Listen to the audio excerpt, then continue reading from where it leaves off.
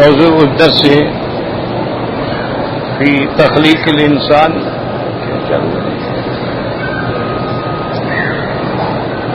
موضوع الدرس في تخلیق الانسان وتقويم الانسان في احسن تقويم سورة والتين تفسير ابن كثير. الحمد لله رب العالمين والصلاة والسلام على أشرف الأنبياء وسيد المرسلين سيدنا محمد وعلى آله وأصحابه أجمعين. اللهم صل على سيدنا محمد وعلى آل سيدنا محمد كما صليت على إبراهيم وعلى آل إبراهيم في العالمين إنك حميد مجيد. أعوذ بالله من الشيطان الرجيم. بسم الله الرحمن الرحيم. والتين والزيتون وطور سينين وهذا البلد الأمين لقد خلقنا الإنسان في أحسن تقويم ثم رددناه أسفل سافلين إلا الذين آمنوا وعملوا الصالحات فلهم أجر غير ممنون. فما يكذبك بعد بالدين أليس الله بأحكم الحاكمين. بلى وأنا على ذلك من الشاهدين. سورت والتین جو ہے یہ بھی سورت مکیہ ہے. جیسا کہ الحمدللہ پہلے بھی کئی دفعہ پڑھ چکے ہیں سن چکے ہیں کہ جو سورتیں یا جو آیات حضور صلی اللہ علیہ وسلم پر ہجرت سے قبل اتری ہیں وہ سب مکیہ ہیں، چاہے وہ کسی جگہ بھی اتری. اور جو صورتیں اور آیات ہجرت کے بعد نازل ہوئی ہیں وہ سب مدنیہ ہیں، چاہے وہ کسی جگہ پر بھی اتری. اب جیسے مثلا یوں سمجھ لیں کہ سورت والمرسلات جو ہے وہ مینا میں اتری ہے. مینا تو مکہ ہے، حرم ہے، لیکن مکی وہ مدنیہ ہے. اليوم اکملت لکم دینکم واتممت علیکم نعمتی، یہ آیت عرفات میں اتری ہے. تو عرفات جو ہے بالکل حرم کے قریب ہے، یہ نہیں مکے کے حدود میں ہے، حرم کے حدود میں نہیں لیکن مکہ شہر کے حدود میں. لیکن پھر بھی وہ آیات مدنیہ ہے. تو خلاصہ یہ ہوا کہ جو ہجرت سے قبل اترے وہ مکیہ ہے، جو ہجرت کے بعد اترے وہ مدنی ہے. تو یہ بھی ان صورتوں میں ہے جو حضور صلی اللہ علیہ وسلم پر ہجرت سے پہلے اترے. اس میں بھی اللہ تبارک و تعالی نے 4 چیزوں کی قسم کھائی. ایک تو تین، زیتون، طور سینین و ھذا البلد الامین، یہ 4 چیزیں ہیں جن کی اللہ نے قسم کھائی ہے. اور یہ بھی مسئلہ ہے کہ مخلوق کو اللہ کے نام کے سوا کسی چیز کی قسم کھانا جو ہے جائز نہیں. یعنی کوئی انسان اللہ کے نام کے بجائے کسی بزرگ کی قسم کھائے یا کسی پیر کی قسم کھائے یا کسی پیر کے آستان کی قسم کھائے یا بچے کے سر کی قسم کھائے یا اپنے آنکھوں کی قسم کھائے تو یہ چھوٹا موٹا گناہ نہیں، کفر ہے. حدیث مبارک میں ہے کہ حضور صلی اللہ علیہ وسلم نے فرمایا من حلف بغیر اسم اللہ فقد کفر، اور ایک روایت میں ہے فقد اشرک، او کما قال النبی صلی اللہ علیہ وسلم، جو شخص اللہ کے سوا کسی چیز کی قسم کھائے اس نے کفر کیا. تو اللہ نہ کرے پہلے تو آدمی کو قسم نہیں کھانی چاہیے. اور اگر قسم کھانی ہو تو پھر اللہ کی ہوگی، واللہ باللہ تاللہ، صرف اللہ کے نام کی، اس کی صفات کی، اس کی ذات کی قسم کھانی۔ اور یہ بھی لوگوں میں ایک غلط بات مشہور ہے کہ جی قسم سچی کھاؤ یا بری غلط کھاؤ وہ نقصان دیتی ہے، یہ بے وقوفی کی بات۔ اگر آپ حق بجانے میں تو آپ قسم کھائیں۔ حضور صلی اللہ علیہ وسلم سے زیادہ حق پہ کون ہوگا؟ کئی مقام پہ حضور نے قسم کھائی، والذی نفس محمد بیدہ، مجھے اس ذات کی قسم ہے جس کے قبضے میں میری جان ہے۔ اسی طریقے سے صحابہ نے بھی قسم کھائی۔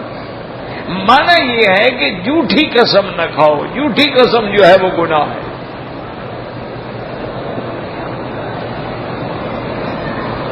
اور اس لیے قسم نہ کھاؤ کہ کسی مسلمان کو دھوکہ دو، وہ بہت بڑا گناہ۔ اچھا، اسی طرح لوگوں کے دماغ میں ایک اور غلط مسئلہ بھی بیٹھا ہوا ہے، وہ کہتے ہیں نہیں قسم کھا لیں گے تو کفارہ دے دیں گے، یہ بھی غلط بات۔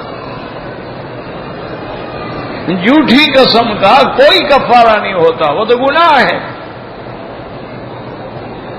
شہادت زور جو ہے اس کو تو اللہ نے شرک کے بعد شمار کیا، اور یہ بھی حکم دیا ہے کہ تم اگر جھوٹی قسم کھا رہے ہو تو اس کا کوئی کفارہ نہیں ہوتا، اس کا حل یہ ہے توبہ کرو، اللہ سے معافی مانگو۔ کفارہ اس قسم کا ہوتا ہے کہ تم غلطی سے کسی جائز کام کے نہ کرنے کی قسم کھا بیٹھے، اس کے لیے حکم ہے کہ کفارہ ادا کرو۔ جیسے حضور پاک صلی اللہ علیہ وسلم نے شہد کی شربت پینے کا قسم کھا لی کہ میں نہیں پیوں گا، اور بعض روایات میں ہے کہ اپنے اوپر حرام فرما لیا، تو اللہ کے حلال کو تو کوئی حرام نہیں کر سکتا، جس چیز کو اللہ حلال کرے اس کو پیغمبر تو مانا ہے کہ قسم کھا لی کہ میرے لیے یا نہ پینا حرام ہے، یہ نہیں کہ چیز حرام ہے، بات سمجھا کرو، وہ تو حلال ہے، اس کو کون حرام کر سکتا ہے؟ تو اس لیے پھر اللہ نے حکم دیا تھا کہ بھئی اس کا کفارہ۔ اور جیسے کہ سیدنا ابو بکر رضی اللہ تعالی عنہ کے ہاں مہمان آئے،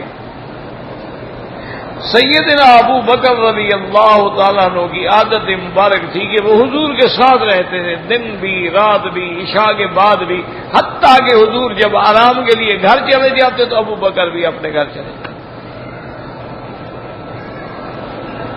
اتفاق ایسا ہوا کہ دیر ہو گئی، گھر میں مہمان تھے، لیکن حضور کی صحبت تو نہیں چھوڑی جا سکتی۔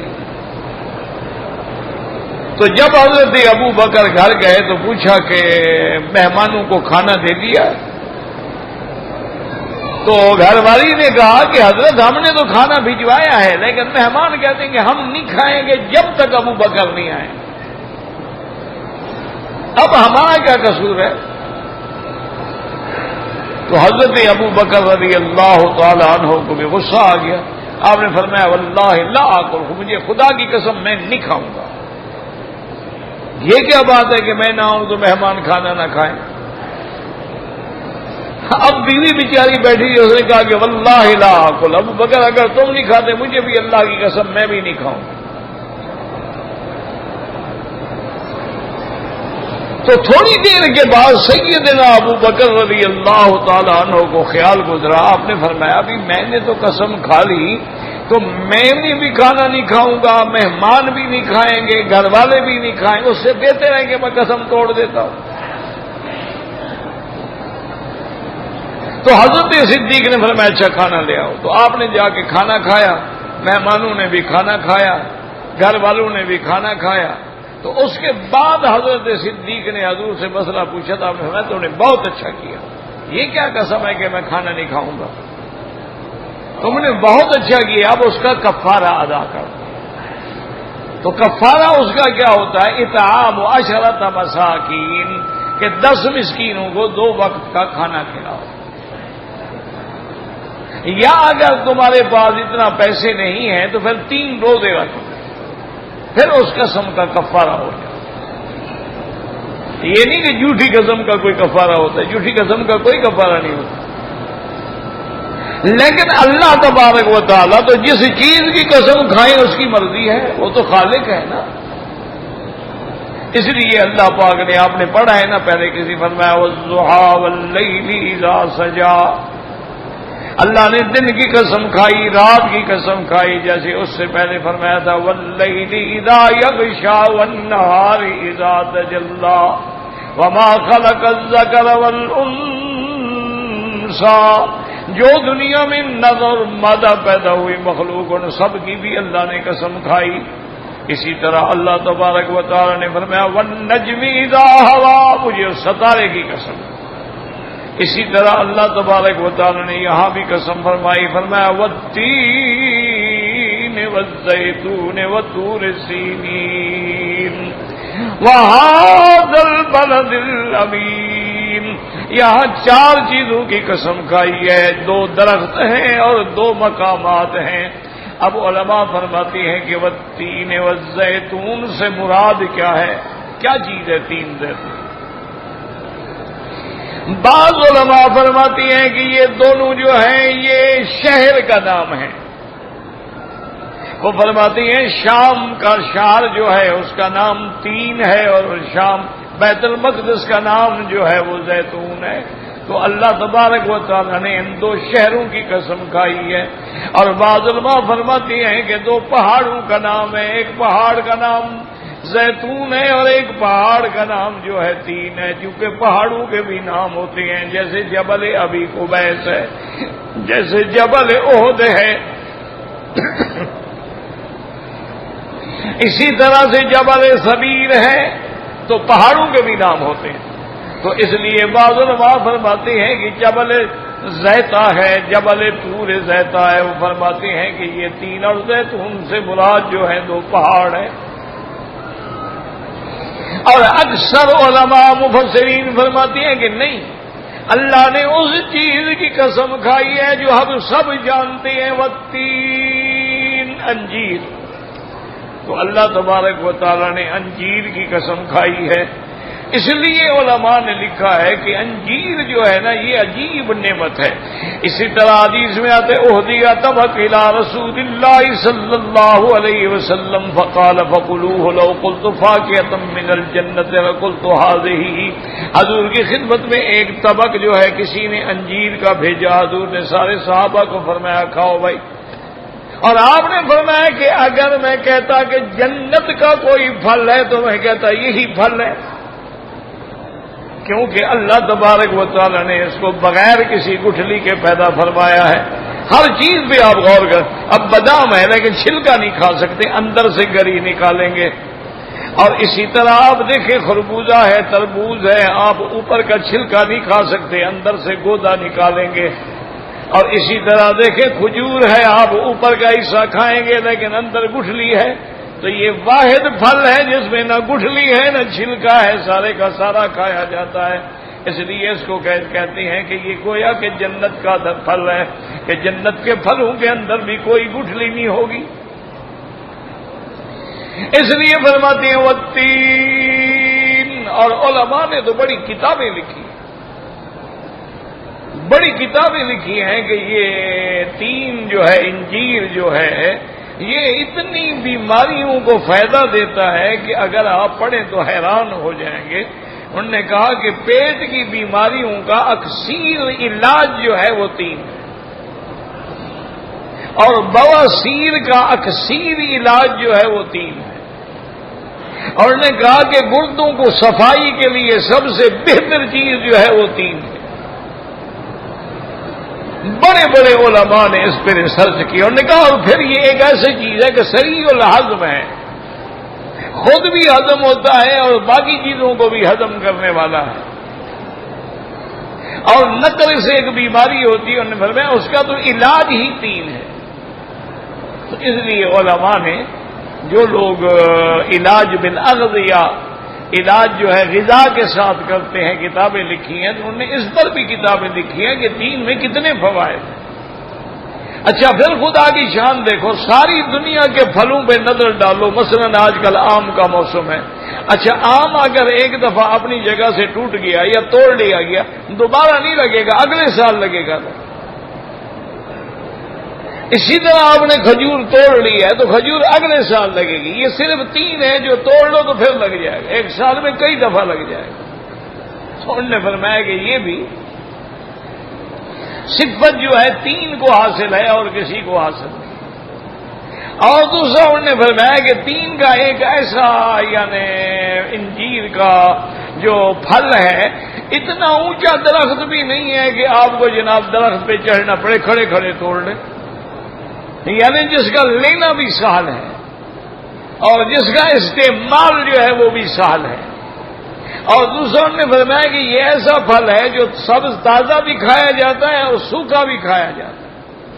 اس لیے بہت سارے ملک جو ہیں جیسے ترکی کا ملک ہے، شام کا ملک ہے، ان کی تو غذا کا جزو اعظم جو ہے وہ یہ انجیر ہوتا ہے، وہ ہر حال میں انجیر صاف کرتے ہیں، اگر سبز نہ ملے تو خشک بھی کھا لیں گے۔ تو اس لیے علماء نے فرمایا کہ یہ چونکہ کثیر المنافع ہے، اس کے منافع بہت زیادہ تھے، تو اس لیے اللہ نے قسم کھائی، فرمایا والتین۔ اور بعض علماء نے یہ بھی لکھا ہے کہ قیامت جو جنت کے اندر جب آدم علیہ السلام تھے، شیطان کے وسوسے میں آ کے آپ اس درخت کا پھل چکھ بیٹھے، نتیجہ یہ نکلا کہ اللہ تعالیٰ کے حکم سے ان کا لباس جو تھا وہ اتر گیا۔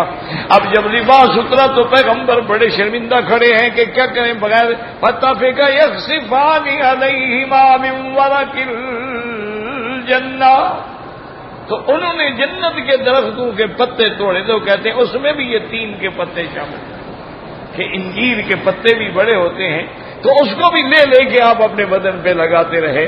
تو انہوں نے کہا یہ شرف جو ہے اس کو بھی حاصل ہے۔ اور جب جنت سے اترے ہیں تو حضرت آدم علیہ السلام وہی پتے جنت سے نیچے لائے، تو اس لیے بعض علماء نے فرمایا کہ اس کو فاکہۃ الجنہ بھی کہا جاتا ہے کہ بھئی گویا کہ یہ جنت کا پھل ہے، حضرت آدم علیہ السلام جیسے آئے تو یہ بھی آیا۔ تو اسی علماء فرماتے ہیں والتین والزیتون، اور زیتون جو ہے زیتون کا پھل وہ بھی آپ دیکھیں کچا بھی کھایا جاتا ہے، پکا بھی کھایا جاتا ہے، اچار بنا کے بھی کھایا جاتا ہے، اس کا تیل نکال کے بھی کھایا جاتا ہے۔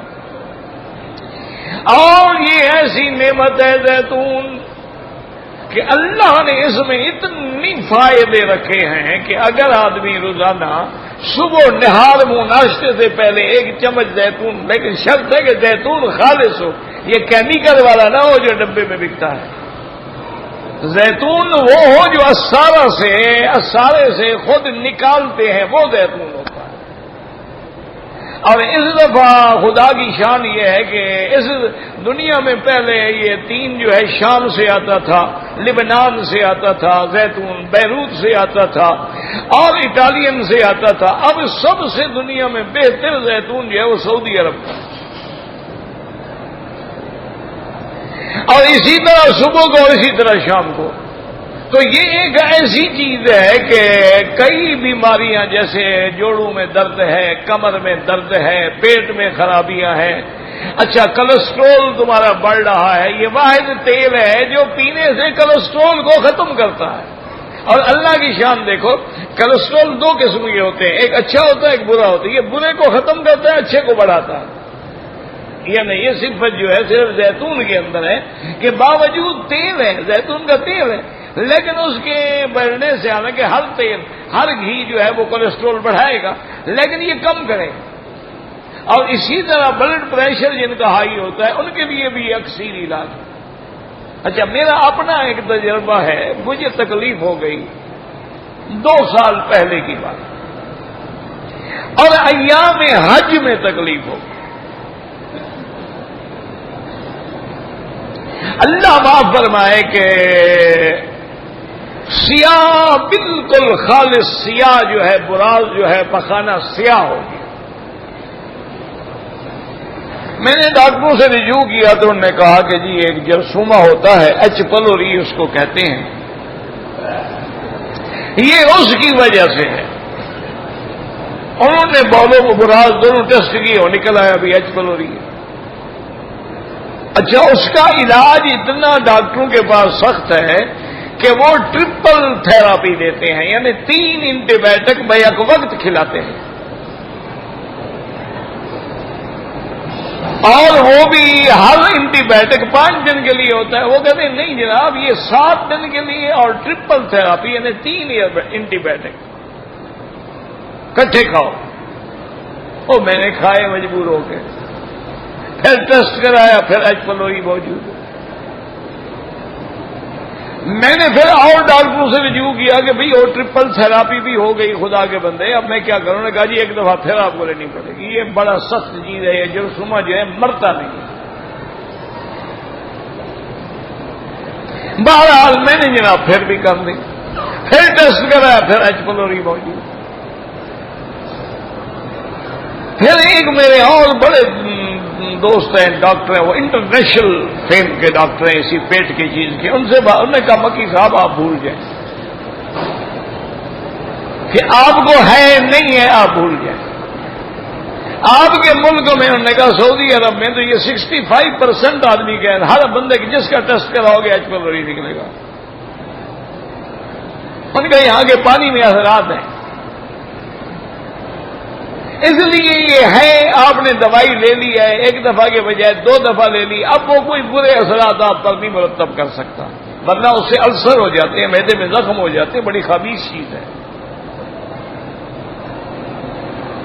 اللہ کی شان یہ ہے کہ میں ایک کتاب پڑھ رہا تھا، اس میں اس نے لکھا کہ زیتون جو ہے، زیتون کا تیل جو ہے، یہ تمام پیٹ کے جراثیم کو ختم کرنے والا ہے، اور اس نے یہ وضاحت کی کہ ایچ پلوری کا علاج ہی صرف زیتون کا تیل ہے۔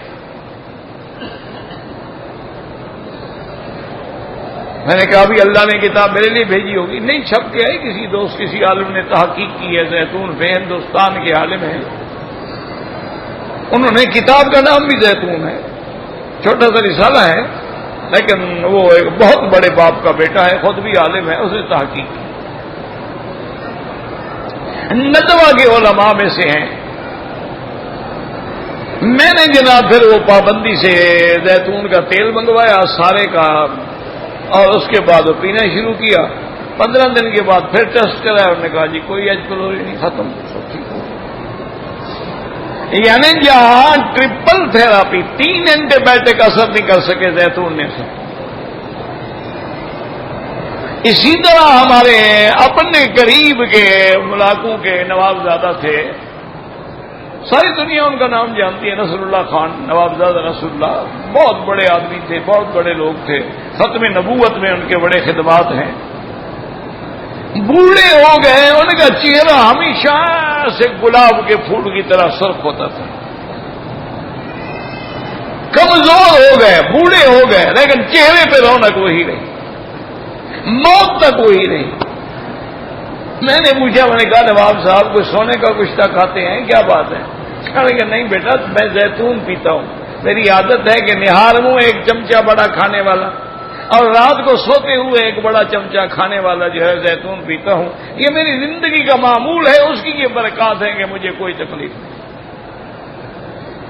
اس لیے اللہ نے اگر کسی چیز کی قسم کھائی ہے تو اس میں حکمتیں بھی تو ہیں۔ ایک آدمی کتابوں میں تاریخ میں آتا ہے کہ شدید بیمار ہو گیا، اس نے بڑی کوشش کی، علاج کرائے، ٹھیک نہ ہوا، تو اللہ سے روتے روتے دعا مانگی، سو گیا۔ خواب میں اس کو بزرگ نے کہا کہ فَأَقُلِ اللَّامَيْنَ تُشْفَى، کہ 2 لام کھاؤ تمہیں شفا ہو جائے گی۔ اب اس آدمی نے خواب تو دیکھ رہی ہوں، 2 لام کیسے کھاؤں، لام لکھ کے کھا لوں، کیا کروں؟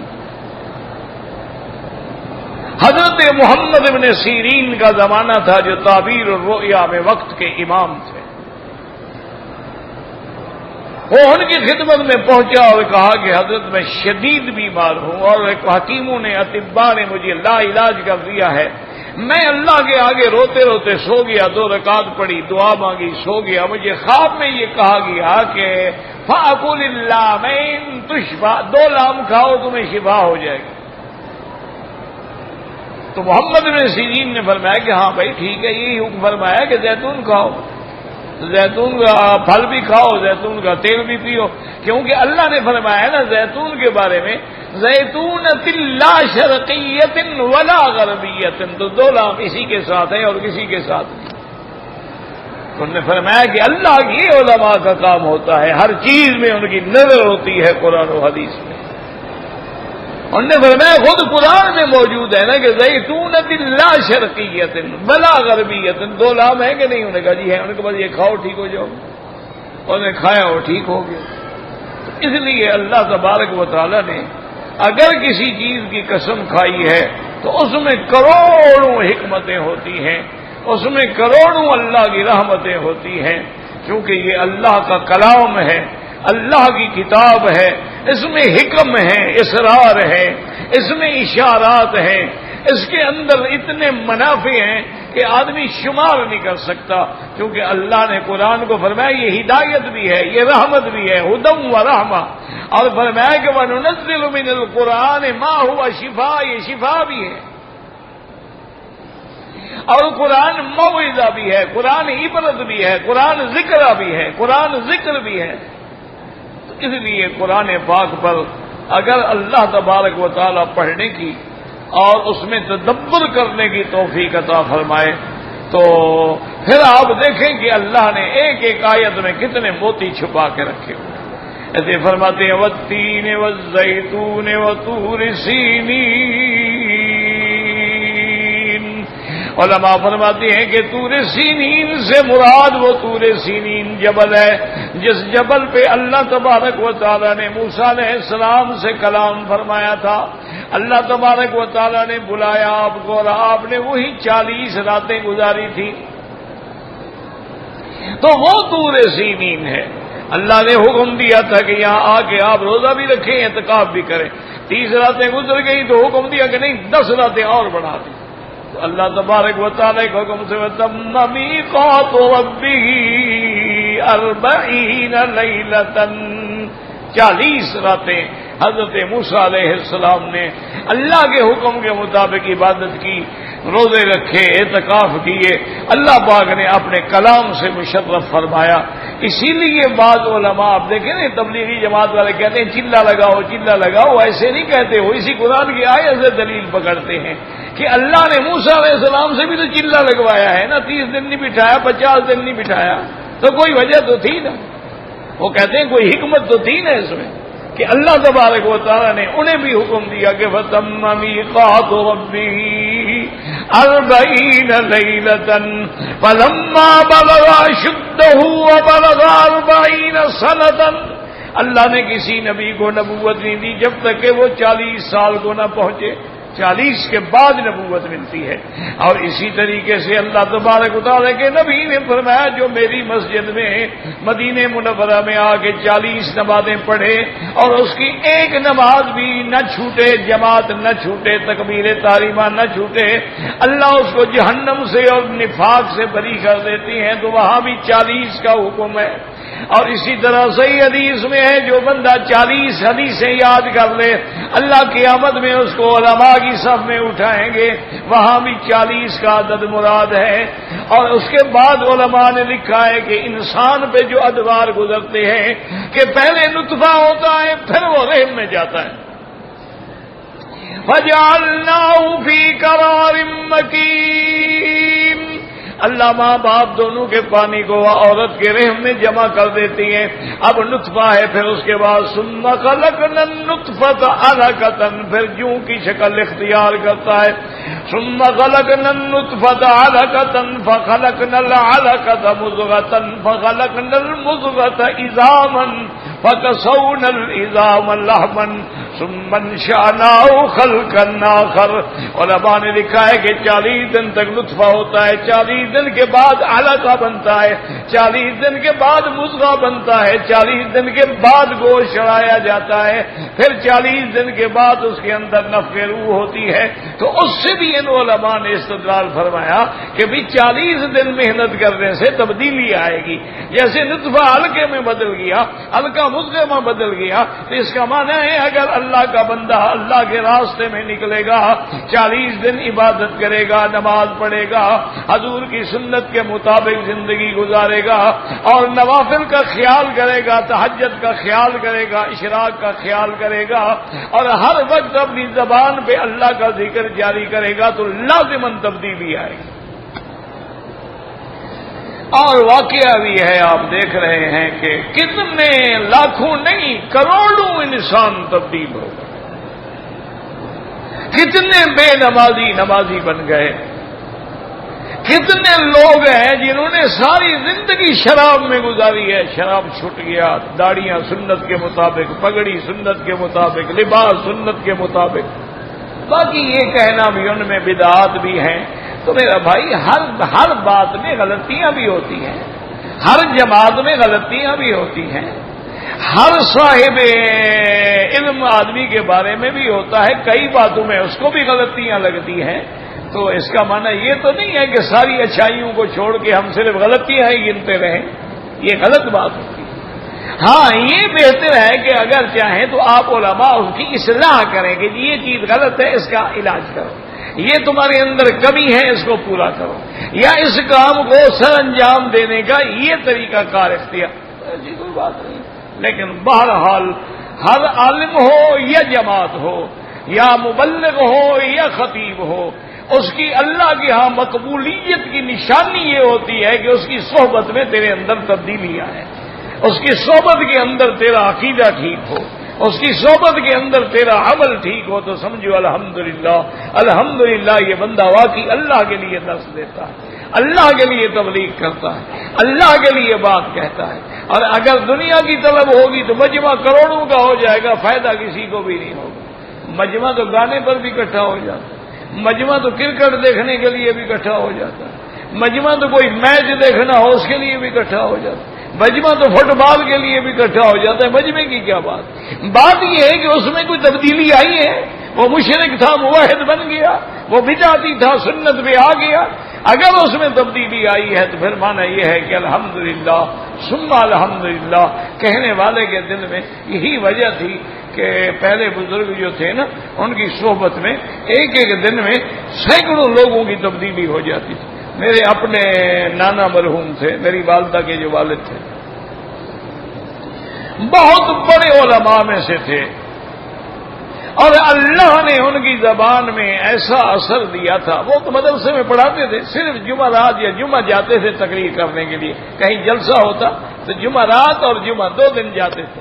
تو جہاں جلسہ ہوتا حضرت تقریر فرماتے 100 200 آدمی کھڑے ہو کے گناہوں سے توبہ کرتے، کہیں چور کھڑے ہیں، کہیں ڈاکو کھڑے ہیں، کہیں کچھ کھڑے ہیں، سب توبہ کر رہے ہیں.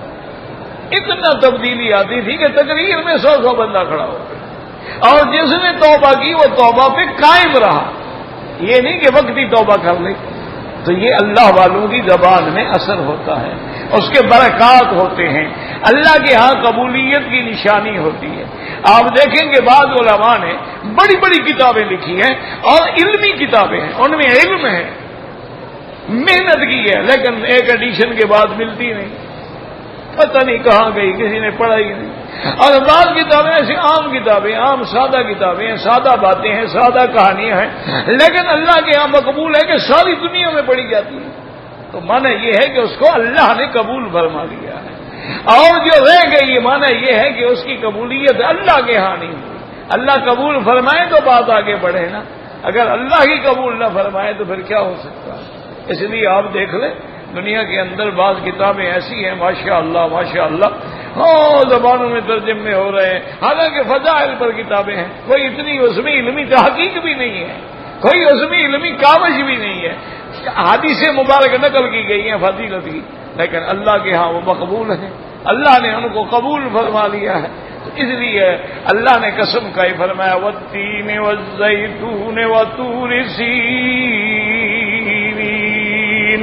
مجھے قسم ہے اس جگہ کی جہاں اللہ نے موسیٰ علیہ السلام سے کلام فرمایا. اور یہاں سے علماء نے مسئلہ نکالا ہے کہ یاد رکھو اللہ نے جس جس مکان کو عزت بخشی ہے وہ مکین کی وجہ سے ہے. طور سین کو عزت بخشی تو موسیٰ علیہ السلام کو بٹھا دیا, اور مسجد اقصی کو عزت بخشی تو حضرت داؤد و سلیمان علیہ السلام کو بٹھا دیا, اور مکے کو عزت بخشی تو ابراہیم الخلیل اور حضرت محمد مصطفیٰ کو بٹھا دیا. کوئی وجہ ہوتی ہے اس کے مقبول ہونے کی, اس جگہ کے اللہ کے ہاں. اب دیکھو نا دنیا میں کئی پہاڑ ہیں, لیکن ایک جاہل بھی جانتا ہے کہ یہ جبل احد ایک پہاڑ ہے مدینہ شریف میں, وہاں ضرور جانا. ایک عام جٹ بھی جانتا ہے جبل احد کیا. اچھا ایک عام جٹ بھی کہتے ہیں جی وہ غار ہرا پہ گئے تھے آپ, وہ جبل نور ہے غار ہرا.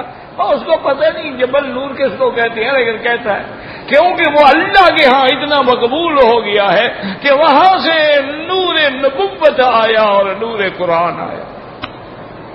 تو قیامت تک اس کا ذکر ہے. اس لیے فرمایا وطور سینین وہذا البلد الامین. اللہ نے فرمایا مجھے اس امن والے شہر کی قسم ہے, یعنی مکہ ہے. حرمن آمنا, یہ حرم ہے, یہ امن والا ہے. یہاں قاتل کو بھی نہیں پکڑا جاتا تھا, جانور کو بھی نہیں چھیڑا جاتا تھا. اور اللہ نے قرآن میں فرمایا من دخلہ کان آمنا, جو اس میں ایمان سے داخل ہوگا وہ امن میں آ گیا. کیا مانا دنیا میں بھی امن ملے گا اور جہنم کے عذاب سے بھی امن ملے گا. تو یہ واحد شہر ہے جس بلد کی بھی اللہ نے قسم کھائی ہے. کہیں فرماتے ہیں لا اقسم بہذا البلد وانت حل بہذا البلد, اور کہیں اللہ تبارک و تعالی نے اس کا نام کعبہ رکھا ہے. اللہ نے فرمایا ہادیم بالغ الکعبۃ, اور کہیں اللہ نے مسجد الحرام رکھا فولی وجہک شطر المسجد الحرام, اور کہیں ام القری لتنذر ام القری ومن حولها, اور کہیں اللہ نے فرمایا میرا مدنی مجھے اس شہر کی قسم ہے وہ شہر جہاں آپ ہیں. وَأَنْتَ حِلٌّ بِهَذَا الْبَلَدِ, تو اللہ پاک نے اس کی بھی قسم کھائی. چار چیزوں کی. پہلی چیز کیا ہے والتین ہے, اور دوسری چیز کیا ہے والزیتون, اور تیسری چیز طور سینین ہے, اور چوتھی چیز جو ہے وَهَذَا الْبَلَدِ الْأَمِينَ. ایک قسم ہے, اور جہاں قسم ہوگی جواب قسم ہوگا, مقسم علیہ ہوگا, تو آگے قسم کا جواب ہے کہ لقد خلقنا الانسان فی احسن تقویم. واللہ اعلم.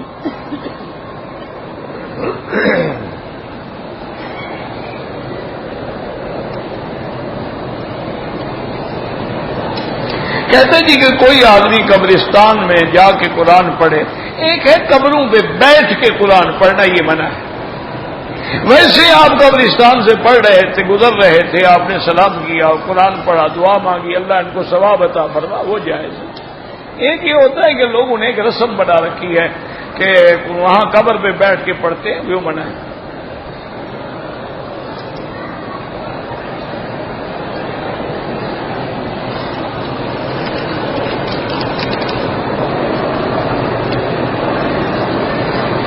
میرا بیٹا بیمار ہے, اللہ سب کو اور اس آپ کے بیٹے کو بھی شفا عطا فرمائیں. اللہ تبارک و تعالی قادر ہیں اور ہر بیمار کی بیماری دور کرنے والے ہیں. اذا مرضت فهو یشفین, جب ہم بیمار ہوتے ہیں تو شفا اللہ دیتے ہیں. اور تم تو شفا کے گھر میں آگے بیٹھے ہوئے اللہ کے بندے, زمزم کا پانی لو اور یقین کے ساتھ ہر نماز کے بعد اس کو پلاؤ. زمزم کے پانی سے غسل کرواؤ, زمزم کا پانی بدن پہ ڈالو, زمزم کا پانی اس بیماری والی جگہ پہ لگاؤ, اور اللہ سے دعا کرو تو انشاءاللہ ثم انشاءاللہ بہت جلدی, یعنی آپ حیران ہوں گے کہ انقلاب آ جائے گا. میں نے کئی لوگ ہیں جن کو میں نے بتلایا کینسر کے بیمار آئے اور بیٹھ گئے ڈیرا لگا کے, اور 40 دن تک صبح شام رات دن ہر نماز میں پانی پینا، نہانا، غسل کرنا، کپڑوں پہ ڈالنا، اللہ کی رحمت سے کینسر اڑ گئے، جا کے چیک کرنے کا تمہیں کینسر ہے ہی نہیں۔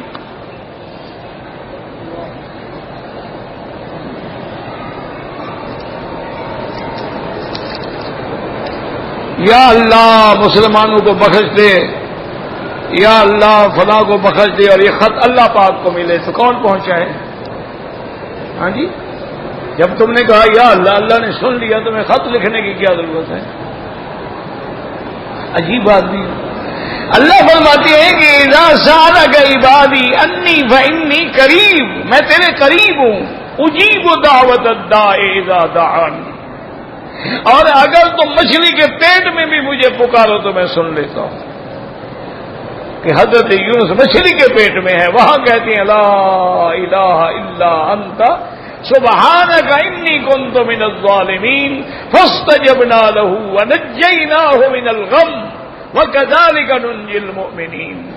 اصحاب کہف نے غاروں میں پکارا تو اللہ نے سن لیا، حضرت یونس نے مچھلی کے پیٹ میں پکارا، نوح علیہ السلام نے دریاؤں میں پکارا، جہاں جہاں پیغمبروں نے پکارا اللہ نے فریاد سن لی۔ یہ نہیں کہ اللہ کو خط لکھے جاتے ہیں کہ اللہ میاں خط، تو خط کیسے پہنچ جائیں گے آپ؟ اللہ میاں کو کوئی ذریعہ ہے آپ کے پاس؟ اور بغیر خط کے جو سنتا ہے تو خط لکھنے کی کیا ضرورت ہے؟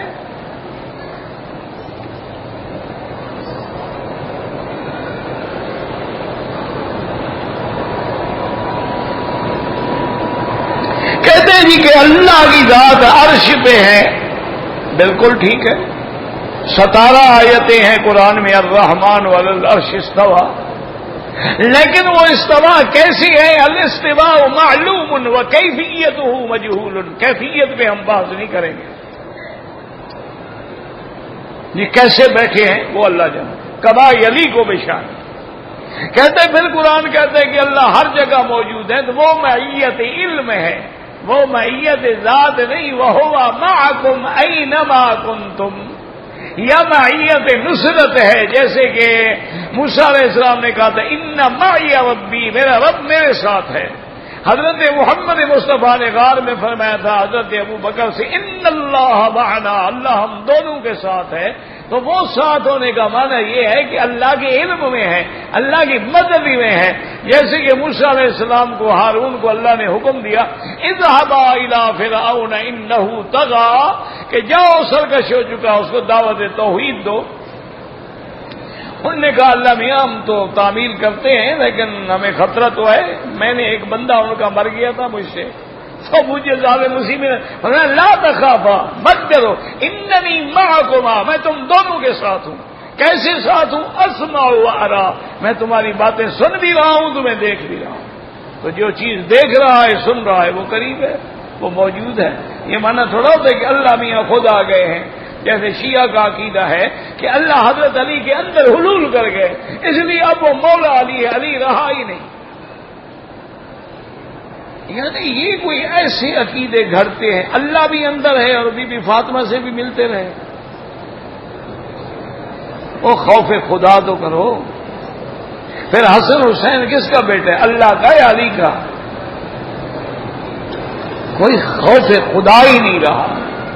باطل فرقے اور جناب ہمارے جو حلوائی برادری تھی نا، انہوں نے کہا شیعہ کی کیا مقابلہ ہے ہمارا، انہوں نے کہا ہر پیر میں خدا ہے، ظاہر میں ہے پیر فریدن، باطن میں ہے اللہ۔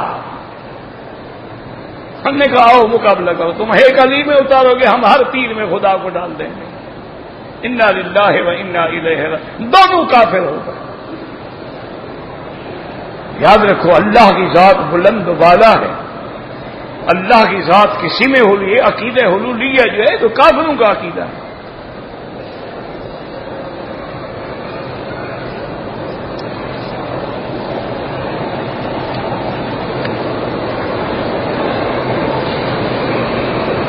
اگر ہم رکوع سے اٹھ رہے ہیں اور نظر کعبے پہ پڑ جائے کوئی بات نہیں، کوئی منع نہیں، کیا ہے؟ کس نے کہا ہے کہ مانا ہے کہ نماز میں نظر سجدے کی جگہ پہ ہو، اگر پڑ جائے تو کیا ہو گیا؟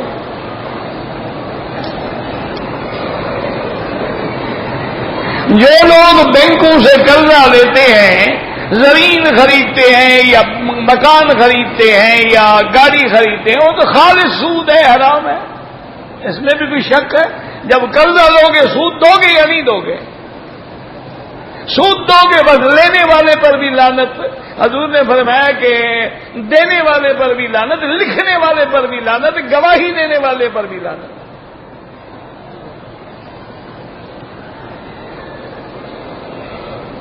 جو لوگ داڑھی کاٹتے ہیں یا ڈیزائن بناتے ہیں وہ سنت کے لیے تھوڑی رکھتے ہیں، وہ تو رونق کے لیے رکھتے ہیں۔ جیسے آج کل عورتیں برقعے پہنتی ہیں فیشن کے لیے، پردے کے لیے تھوڑا پہنتی ہیں، آگے سارا موتیوں کا کام کیا ہوا ہے، اور وہ لائنیں کہاں کہاں جا رہی ہیں اس پہ بھی کبھی غور کریں آپ، تاکہ آدمی کو پتہ لگے نا کہ راستہ کہاں ہے۔ انا للہ و انا الیہ، یہ بے حیائی ہے، برقع ہے۔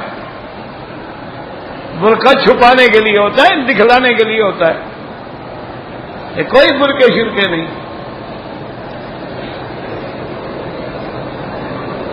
جو لوگ پرائز بانڈ خریدتے ہیں وہ رقم وہ بھی جوا ہے، تمہارا بانڈ نکل آیا تو ماشاءاللہ پتہ لگ گیا، اور نہ نکلا تو پتہ ضائع ہو گیا، اور جوا تو ہے، اور کیا ہوتا ہے۔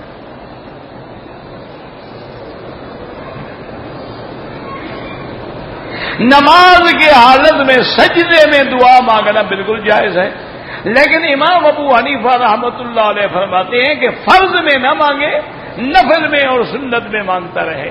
فرض میں تسبیح زیادہ کر دے، سبحان ربی الاعلی، سبحان ربی الاعلی 3 کے بجائے 7 دفعہ، 11 دفعہ، 21 دفعہ، 100 دفعہ کہتا جائے۔ اور یہ بھی یاد رکھ لو، جو لوگ اللہ کے ذکر میں ہوتے ہیں اللہ ان کو دعا مانگنے والوں سے بھی بہتر دے دیتا ہے، وہ بھی تو دعا ہے نا۔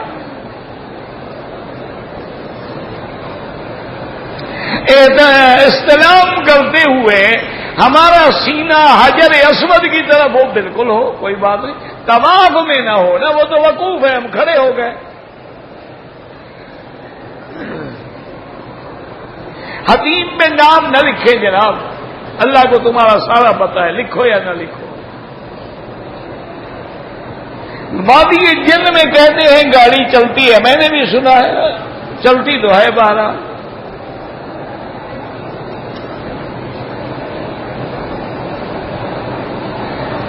اگر احرام کی حالت میں وضو کرتے ہوئے داڑھی کا خیال کرتے ہوئے بال ٹوٹ گیا، کچھ بھی نہیں ہوتا۔ سگریٹ پینے سے گناہ ہوتا ہے؟ نہیں جناب، ثواب ہوتا ہے۔ انا للہ و انا الیہ، یعنی آج تک تمہیں یہ بھی پتہ نہیں ہے کہ سگریٹ پینے پہ گناہ ہوتا ہے؟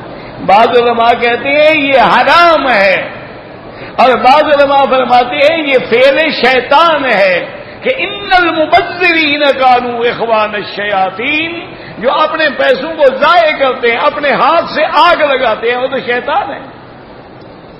ایسے تم کبھی 10 ریال کے نوٹ کو آگ نہیں لگاؤ گے، لیکن 10 ریال کی ڈبی لے کر پھونک جاؤ گے۔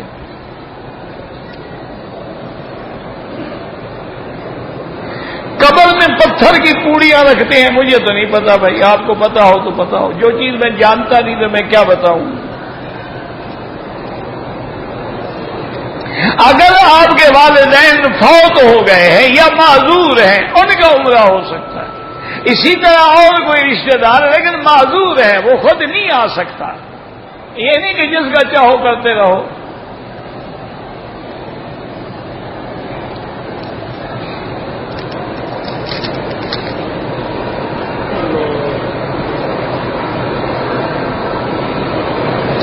پاکستان سے ایک عورت جو ہے وہ احرام باندھ کے آ گئی، غسل کیا، پاک ہونے کے بعد عمرہ کیا، ٹھیک کیا، مسجد عائشہ کیوں جائے؟ وہ تو نیت کر کے آئی ہے، دوبارہ مسجد عائشہ کیوں جائے؟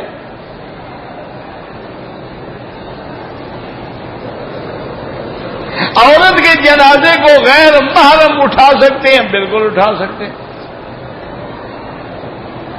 یعنی تمہارا کیا مطلب ہے کہ عورت اگر مر جائے تو اس کی چارپائی اکیلا شوہر اٹھائے بیچارہ، اور عورت ہو 3-4 من کی بھاری تو شوہر کہے گا پڑی رہے تو قبر تک تو میں نہیں لے جا سکتا۔ یہ کوئی مسئلہ ہے؟ یعنی اللہ نے عقل چھین لیا ہے، سارا مولوی مکی کے ذمے ہے، اللہ کے بندے کیوں نہ اٹھائے؟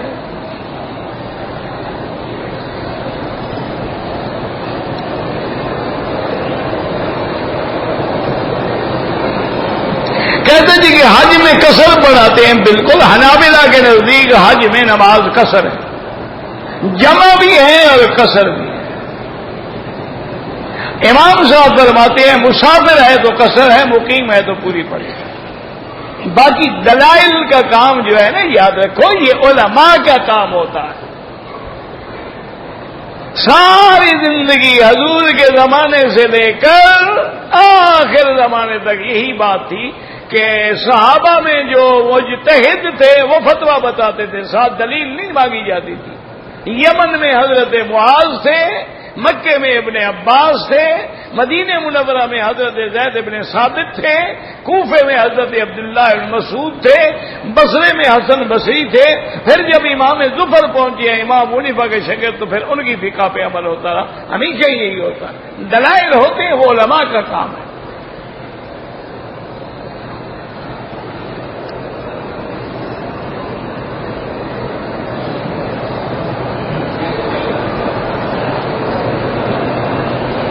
میں نے 1432 میں حج کیا تھا، صفا نہیں دوڑا، دم پڑ گئی۔ ایک دم ادا کرو، ایک بکری دم ادا کرو اور کچھ بھی نہیں۔ طواف کے لیے شروع کرو تو استلام، ختم کرو تو اللہ اکبر۔ 8 ہو جائیں گے بس، اور کتنی ہوں گے؟ اگر کوئی آدمی کفریہ کام کرتا ہے، کیسے کامیاب؟ وہ جادو ٹونے کرتا ہے، نکاح تو نہیں ٹوٹتا، لیکن جادو ٹونا کرنا بہت حرام ہے۔ وہ جہاں لفظ کافر کا آیا ہے وہاں تشدید کے لیے ہے کہ من تسحر فقد کفر۔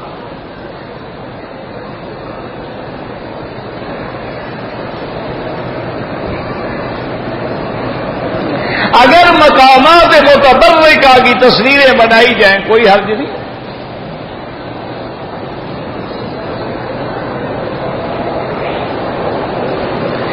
میں نے حجر اسود کا بوسہ لیا عمرے میں، اچھا کیا۔ بال صاف کرنے سے پہلے ایک حاجی نے مجھ کو عطر لگا دیا، دھو ڈالو بس، کوئی بات نہیں، پیسے دو 4000 صدقہ کر دو۔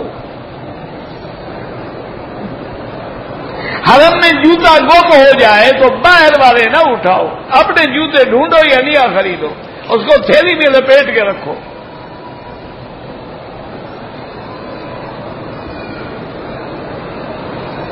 کہتے جی کہ موت برحق ہے، آپ کے بعد کون درس دے گا؟ جس کو اللہ چاہے گا۔ میرے بس میں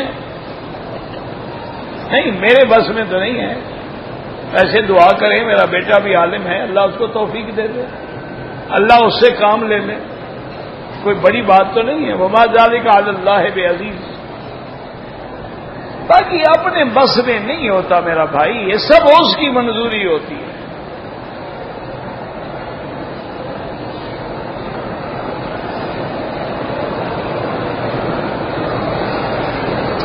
ایک شخص کی بیوی نے اپنے دیور اور جیٹھ کے بیوی بچوں پہ جادو کروا کے پریشان کر رہی ہے۔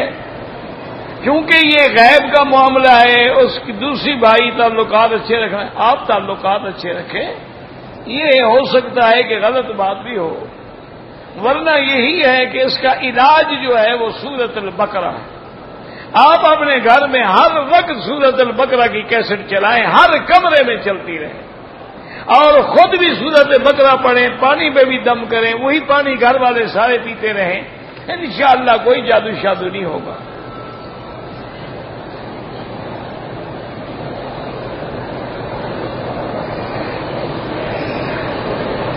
میری فیملی انڈیا سے آئی ہے، احرام نہیں باندھا، عمرہ بھی کریں دم بھی دیں، یا عمرہ مدینے سے کروا لو تو دم نہیں دینا پڑے گا۔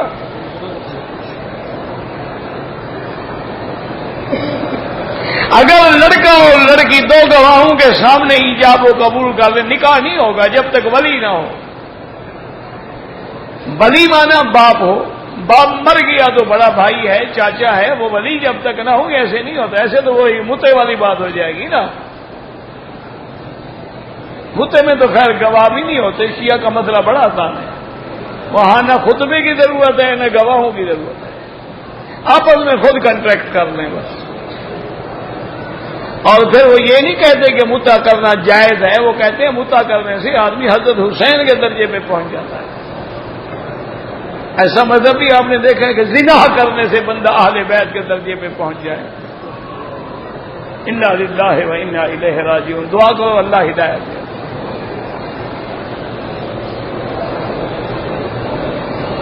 میں زہر پڑھ رہا تھا کہ عصر کی اذان ہو گئی نماز آپ کی، کوئی غم نہ کرو،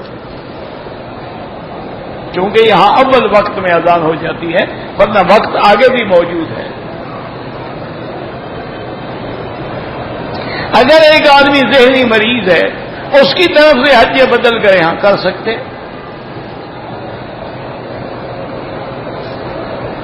مدینہ منورہ سے میقات ہے، مکہ آ کے عمرہ کریں، عمرہ کرنا جو ہے چھوٹے حج کے برابر ہے انشاءاللہ، اللہ تبارک و تعالی، اور عمرے کرنے سے رزق میں بھی برکت ہوتی ہے اور گناہ بھی مٹ جاتے ہیں۔ اللہم صلی علی سیدنا محمد وعلی آل سیدنا محمد وبارک وسلم، یا حی یا قیوم یا ذا الجلال والاکرام، یا ذا الجلال والاکرام، یا ذا الجلال والاکرام، لا الہ الا انت سبحانک انا کنا من الظالمین۔ اللهم إنك عفو كريم عظيم تحب العفو فاعف عنا، اللهم إنا نسألك العفو والعافية والمعافاة الدائمة في الدين والدنيا والآخرة، اللهم إنا نسألك العفو والعافية ودوام العافية وتمام العافية والشكر على العافية۔ یا اللہ بیماروں کو شفا عطا فرما، بے حیاؤں کو حیا عطا فرما، یا اللہ ہماری ظاہری باطنی روحانی جسمانی بیماریاں پریشانیاں دور فرما، یا الہ العالمین ہمیں مانگنے بھی نہیں آتا، بغیر مانگے عطا فرما، یا اللہ تمام بلاد اسلامیہ کی حفاظت فرما، یا اللہ اس بلد الامین کو قیامت تک ہر فتنے سے محفوظ فرما، یا اللہ مسلمان جس ملک میں ہیں جس شہر میں ہیں ان کی جان مال آبرو عزت کی حفاظت فرما۔ ربنا آتنا فی الدنیا حسنۃ وفی الآخرۃ حسنۃ وقنا عذاب النار۔ صلی اللہ تعالی علی خیر خلقہ سیدنا محمد وعلی آلہ وصحبہ اجمعین۔ اللهم صل على سيدنا محمد وبارك وسلم۔